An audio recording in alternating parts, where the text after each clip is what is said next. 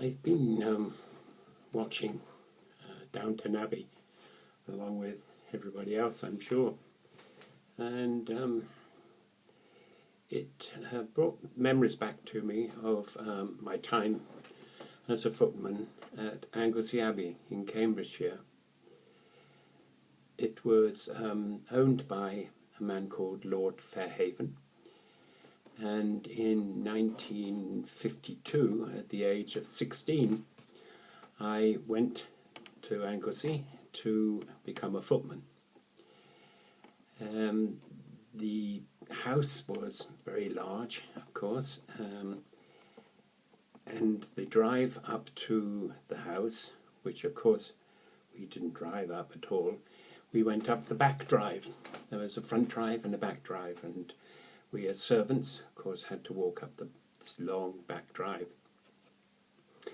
And I went with my mother first for the interview, and we were pretty scared by the time we got to the big house.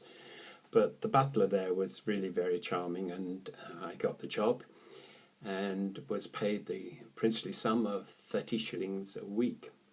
This, of course, included all my food and living in the house. I had a room at the very top of the house, which was very nice. And, of course, I also had a couple of suits made for me to wear in the house. We didn't wear livery like they do in Downton Abbey, but then, of course, that was a little bit earlier than the time I'm talking about.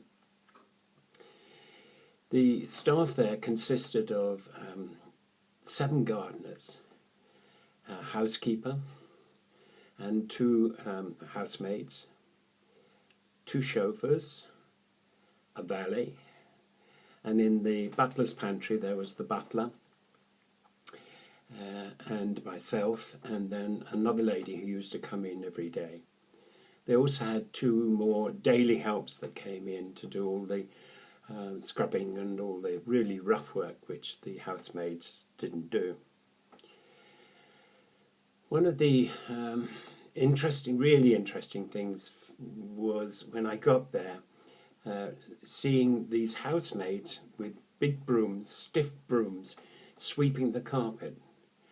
Now, the carpets were really thick, and as people walked across the carpets, it left their imprint.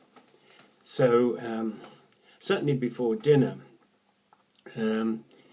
we used to go, and I used to help out sometimes, and sweep all these carpets all the way up to the library, which was at the top of the house, well, not quite the top of the house, and this took quite a long time. His lordship was, of course, an American, and the house was very well heated, and so, of course, by the time you'd finished doing all this sweeping, you were out in a bit of a sweat. It's the most beautiful house, and with the most lovely furniture and china, and it gave me my sense of loving to have beautiful things around me, and in the best way that I could, I've always done that. So I'm really grateful for that kind of time that I spent there and appreciating all the beautiful things. We had some very interesting people coming to stay, of course. He knew a great number of people. The old Queen Mary, she came to lunch one day, and she was followed, I think, later on in the year with Queen Elizabeth, the Queen Mother, and Princess Margaret was there as well.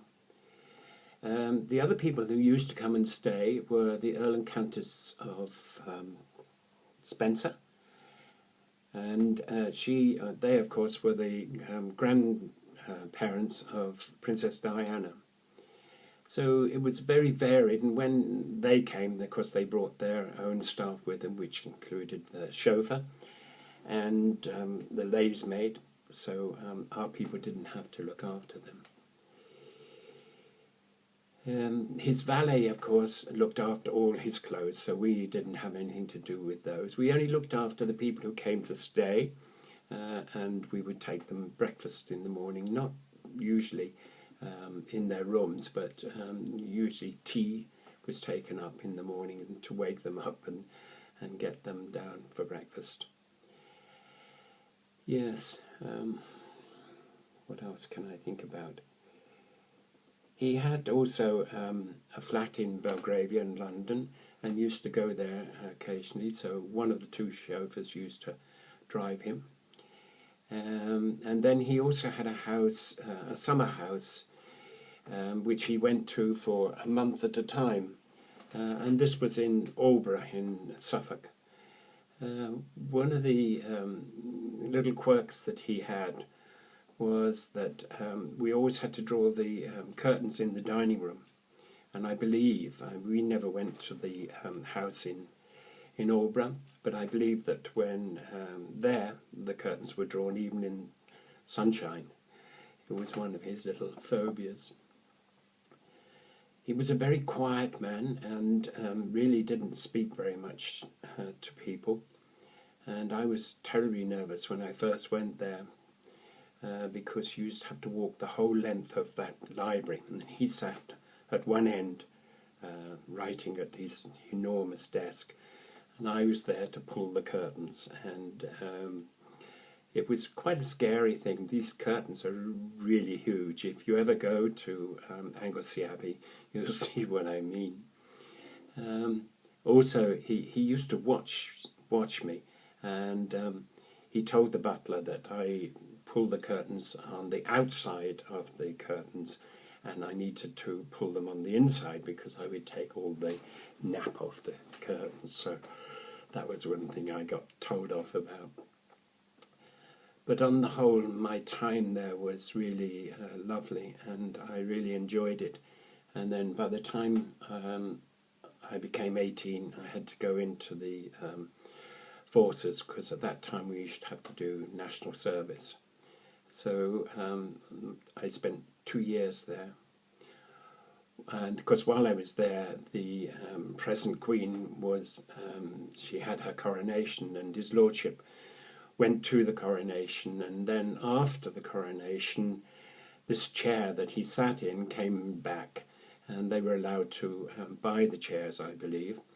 And so this chair came back and was sat in one part of the house. I can't remember what room it was in. I have been back a couple of times to visit, because the house is now owned by the National Trust, and it's really quite extraordinary going back into those rooms and seeing all the silver and everything laid out in exactly the same way that I remembered it. So it's just an amazing place for me to visit. And I promised to do this video quite a while ago for Anglesey Abbey, and so I hope that this will go to them, and I hope they enjoy it, and it can go on as record of part of people's lives as they were when I lived there. So thanks for watching, and goodbye.